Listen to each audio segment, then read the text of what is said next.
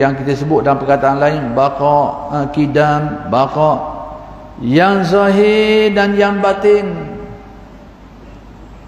Yang zahir seperti yang sudah dijelaskan dulu, iaitu nyata sekali tanda-tanda ketuhanan dia tu. Jangan kita faham Tuhan yang zahir tu Tuhan hok nampak cokoh, tubik jolo cokoh tu, jangan faham macam tu. Nama-nama Allah Az-Zahir ini seperti yang dihuraikan oleh ulama-ulama Ahlus Sunnah wal Jamaah ni, termasuklah Al-Ghazali tu, iaitu dengan makna yang sangat nyata tanda-tanda ketuhanan dia tu, jelas dan terang tanda-tanda ketuhanan dia tu. Sehingga Al-Quran menyebut afillahi syakkun fatiris samawati wal ardh. Apakah ada keraguan tentang Allah yang mencipta langit dan bumi? Pertanyaan yang sebenarnya bukan nak tahu jawapan.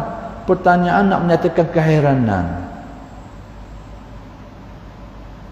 Seterang ini, tanda yang terang yang jelas yang menunjukkan adanya Allah dan sifat-sifat kesempurnaannya, apakah kita nak ingkar? Maksudnya kalau kita ingkar tu pelik lah. Sedangkan tandanya jelas doa lalu, terang doa lalu. Itu maksud ayat.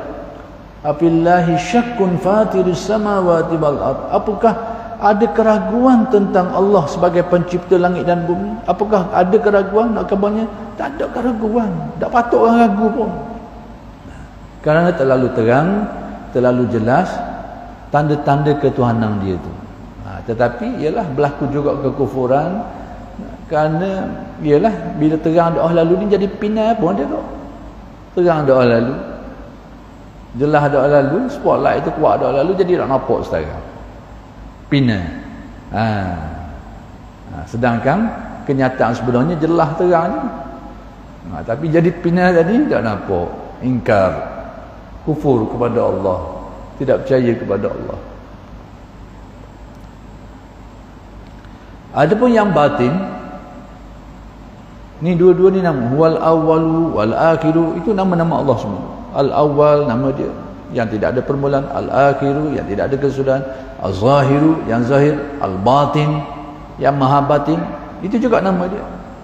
Jadi kalau yang zahir itu makna dia tanda-tanda ketuhanan dia itu jelas dan terang, maka yang batin itu apa pula? Yang batin yang sembunyi ni, batin maksudnya sembunyi, terselindung, tersembunyi. Maka al-batin itu adalah merujuk kepada hakikat diri Tuhan itu yang merupakan rahsia segala rahsia. Tak ada orang tahu hakikat di atas dunia ni. Tahu hakikat tu. Tahu dengan arti kenal, yakin adanya, hak tu kita memang kita yakin. Tapi macam mana? Hak tu tak ada orang boleh siapa atas dunia ni. Itu maksud Allah Ta'ala al-batin. Hakikat sebenar dia itu tak ada orang dapat capai. Rahsia segala rahsia. Dah kita kenal pun, kita kenal hakikat tu, kenal lah tu. Sebab tu kata ulama usuluddin, al-ajzu anil idrak. Kita sampai satu tahap keyakinan kita rasa tak mampu dah nak kenal hakikat sebenar Tuhan. Kenal lah tu. Kenal lah tu. Tapi kalau berasa boleh lagi, dah habis jalan itu. Tapi sampai satu tahap memang tak mampu dah. Nak kabarnya kesempurnaan Allah Ta'ala yang tidak ada batasan, tak nak pergi. Kita tak ada kemampuan nak menyelami kehebatan dia tu.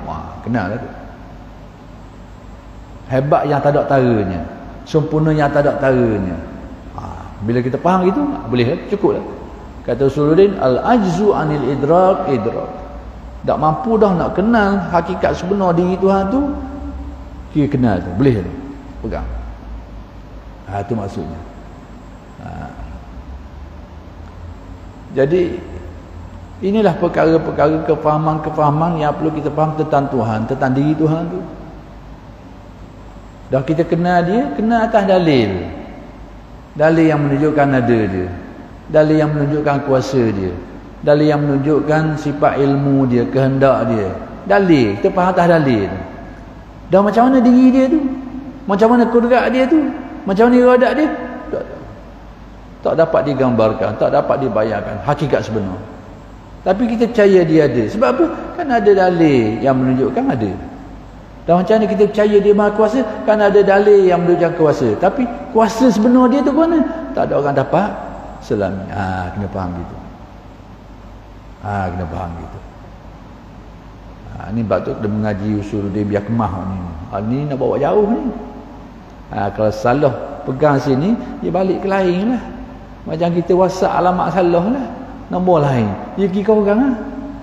Ni kena jaga. Sebab akidah ni kena faham molek. Kefahaman kita tentang sifat-sifat Allah Ta'ala ni yang dipegang oleh Ahlussunnah wal Jamaah. Ingat tu. Sebab akidah ni jangan faham, pegang betul-betul akidah Ahlussunnah wal Jamaah. Jangan pakailah akidah-akidah lain yang banyak syubhah, yang macam-macam lah itu. Kerana sudah ditetapkan Ahlussunnah wal Jamaah inilah merupakan pegangan majoriti umat Islam dengan erti alim ulama dia tu. Jangan tanya orang ramai, tanya orang kampung. Kalau orang kampung tu cerdik belaka boleh tahan. Dah kalau main 80% dah apa cerdik, tanya dia memanglah berat nan. Majoriti ni jangan tanya orang ramai. Tapi ada ke orang kita cerdik lebih dah lalu. Majoriti ni di kalangan alim ulama. Jangan tanya orang tak tahu kala. Tak tahu kala. Tanya orang yang berkeahlian bidang. Majoriti mereka ni macam mana? Macam tu. Jadi ternyata yang berpegang dengan akidah Ahlussunnah wal Jamaah ni sama ada jalur Asy'ariyah atau Maturidiyah, sejak dari dulu sampai sekarang Ahlussunnah wal Jamaah. Majoriti umat Islam yang pegang dalam bab akidah ni, mereka pegang kepada mazhab Ahlussunnah wal Jamaah, sama ada jalur Asy'ariyah ataupun Maturidiyah. Asy'ariyah Maturidiyah ni sebenarnya hampir-hampir sama, hanya dalam beberapa masalah saja mereka berbeza pandangan. Tapi keseluruhannya mereka mempunyai pegangan yang sama.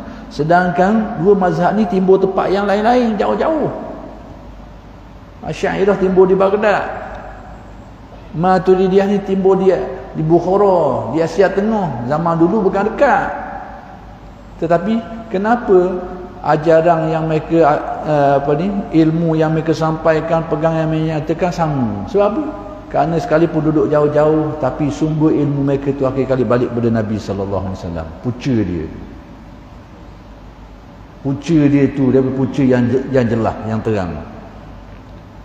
Sebab tu Nabi kata, apabila timbulnya ikhtilaf di antara kamu, fa'alaikum bisawadil a'zam. Bila timbulnya ikhtilaf, perbezaan pandangan di antara kamu tu nak rujuk ke mana? Nabi, antara pedoman Nabi bila timbul ikhtilaf ni, pertama sekali as-sawadul a'zam, yakni yang menjadi pegangan majoriti umat Islam. Tapi jangan majoriti orang kampung kita. Kampung kita aja dia pakai lagi. Majoriti umat Islam seluruh dunia, alim ulama dia, dan sudah disahkan, diperakukan sampai sekarang bahawa yang berpegang dengan akidah Ahlussunnah wal Jamaah ni sampai sekarang ini diperakukan bahawa mereka adalah kelompok Ahlussunnah wal Jamaah. Itu penomang Nabi beri. Jadi kalau nak canggah lah, nak langgar lah, bahawa yang pegang pada akidah Ahlussunnah wal Jamaah ni itulah majoriti umat Islam sampai sekarang diperakukan. Zaman sekarang lebih mudah kerana orang boleh buat bancian. Zaman dulu payahlah, sebab kita duduk alat komunikasi payah. Zaman sekarang ni lebih mudah, dan ternyata memang result dia, natijah dia yang berpegang dengan akidah Ahlussunnah wal Jamaah ni, yang majoritinya adalah umat Islam hari ini ni, majoritinya pegang pada Ahlussunnah wal Jamaah. Ada akidah-akidah lain, tapi bukan akidah yang majoriti. Pegangan-pegangan yang dipegang oleh kelompok Syiah bukan, tak ada. Ada kelompok-kelompok banyak di Iran, banyak ada sikit Pakistan, ada di Myanmar sikit. Tapi campur-campur tu dia bukan kelompok majoriti. Sama juga pegangan akidah ikut jalur Salafi Wahabi ni gitu juga. Banyaklah di Saudi Arabia, banyaklah beberapa tempat tu, tapi dia bukan kelompok majoriti umat ini sampai sekarang. Ini fakta ni boleh diuji.